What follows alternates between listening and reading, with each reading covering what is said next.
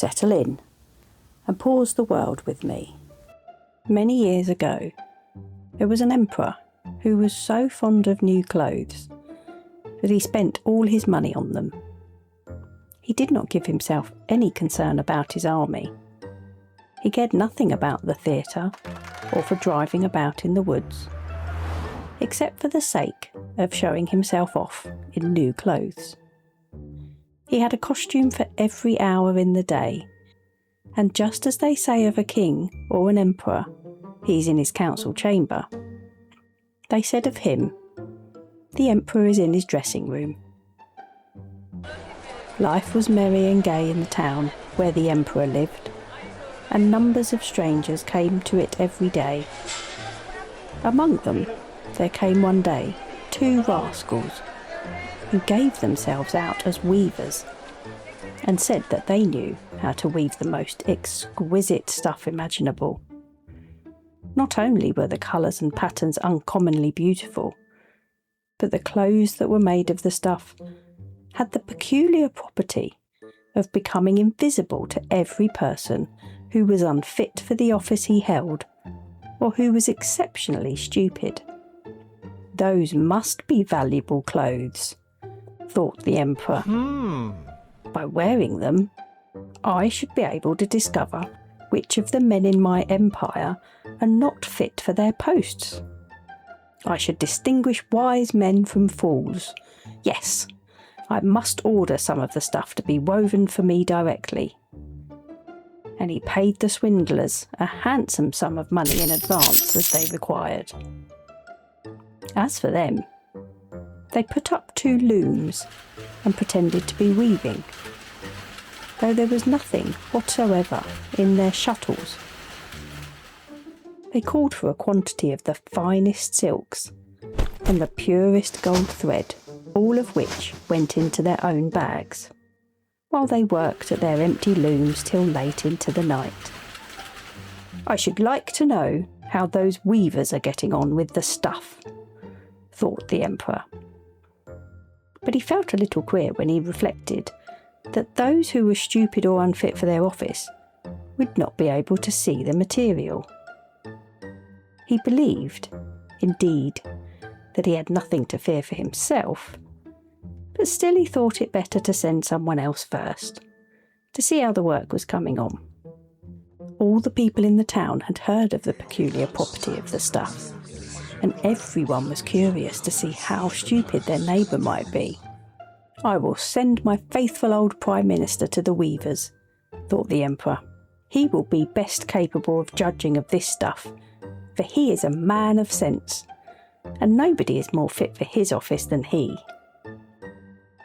So the worthy old minister went into the room where the 2 swindlers sat, working at the empty looms. Heaven save us, thought the old man, opening his eyes wide. Why, I can't see anything at all. But he took care not to say so aloud. Both the rogues begged him to step a little nearer, and asked him if he did not think the patterns very pretty and the colouring fine. They pointed to the empty loom as they did so, and the poor old minister kept staring as hard as he could, but without being able to see anything on it, for of course there was nothing to see. Heaven save us, thought the old man. Is it possible that I am a fool? I've never thought it, and nobody must know it. Is it true that I'm not fit for my office? It will never do for me to say that I cannot see the stuffs. Well, sir, do you say nothing about the cloth? Asked the one who was pretending to go on with his work. Oh, it is most elegant, most beautiful, said the dazed old man, as he peered again through his spectacles. What a fine pattern, and what fine colours. I will certainly tell the emperor how pleased I am with the stuff. We are glad of that, said both the weavers, and then they named the colours and pointed out the special features of the pattern. To all of this, the minister paid great attention, so that he might be able to repeat it to the emperor when he went back to him. And now the cheats called for more money, more silk and more gold thread, to be able to proceed with the weaving. But they put it all into their own pockets, and not a thread went into the stuff. Though they went on, as before, weaving at the empty looms. And after a little time, the emperor sent another honest statesman to see how the weaving was progressing, and if the stuff would soon be ready. The same thing happened with him as with the minister. He gazed and gazed, but as there was nothing but empty looms, he could see nothing else. "Is not this an exquisite piece of stuff?" asked the weavers, pointing to one of the looms and explaining the beautiful pattern and the colours which were not there to be seen. "Well, I'm not stupid, I know I'm not," thought the man. "So it must be that I'm not fit for my good office. 'Tis very strange, but I must not let it be noticed." So he praised the cloth he did not see, and assured the weavers of his delight in the lovely colours and the exquisite pattern. "It is perfectly charming," he reported to the emperor. Everybody in the town was talking of the splendid cloth. The emperor thought he should like to see it himself while it was still on the loom, and with a company of carefully selected men, among whom were the worthy 2 officials who had been there before, he went to visit the crafty impostors, who were working as hard as ever at the empty looms. "Is it not magnificent?" said both the honest statesmen. "See, your majesty, what splendid colours, and what a pattern!" And they pointed to the looms, for they believed that others, no doubt, could see what they did not. "What?" thought the emperor. "I see nothing at all. This is terrible. Am I a fool? Am I not fit to be emperor? Why, nothing more dreadful could happen to me. Ah, it is very pretty. It has my highest approval," the emperor said aloud. He nodded with satisfaction as he gazed at the empty looms, for he would not betray that he could see nothing. His whole suite gazed and gazed, each seeing no more than the others.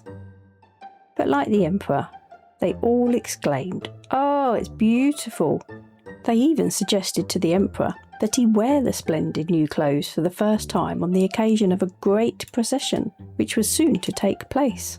"Splendid, gorgeous, magnificent," went the mouth to mouth. All were equally delighted with the weaver's workmanship.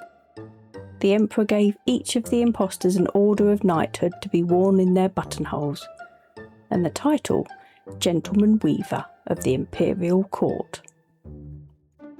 Before the day on which the procession was to take place, the weaver sat up the whole night, burning 16 candles, so that people might see how anxious they were to get the emperor's new clothes ready. They pretended to take the stuff from the loom. They cut it out in the air with huge scissors, and they stitched away with needles which had no thread in them. And at last they said, "Now the clothes are finished." And the emperor came to them himself with his grandest courtiers, and each of the rogues lifted his arms as if he held something, saying, "See, here are the trousers, here is the coat, here is the cloak," and so on. It is as light as a spider's web. One would almost feel as if one had nothing on. But that is the beauty of it. "Yes," said all the courtiers, but they saw nothing, for there was nothing to see.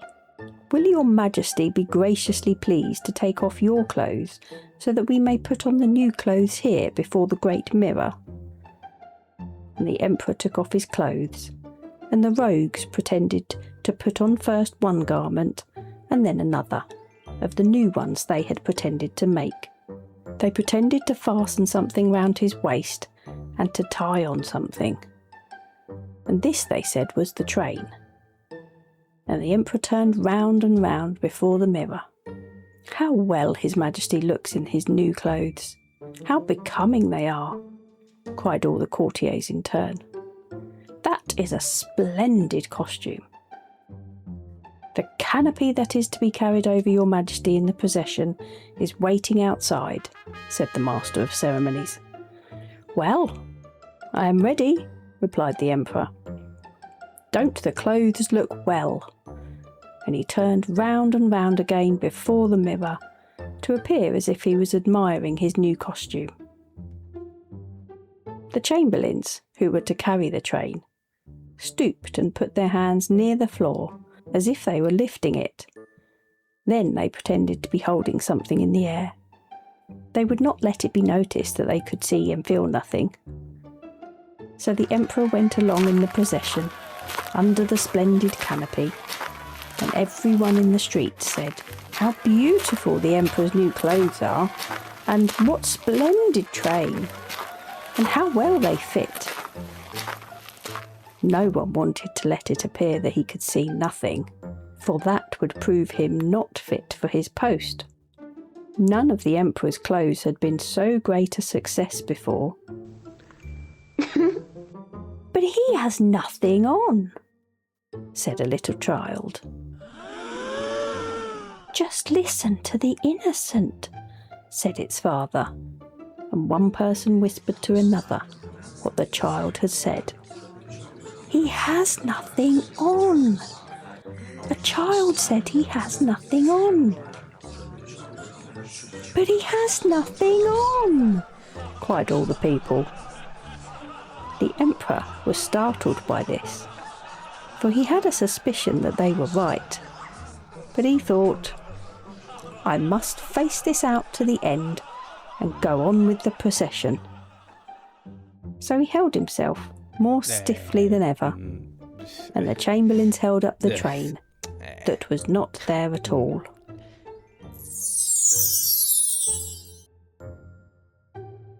The moral of this story is the scam was obvious.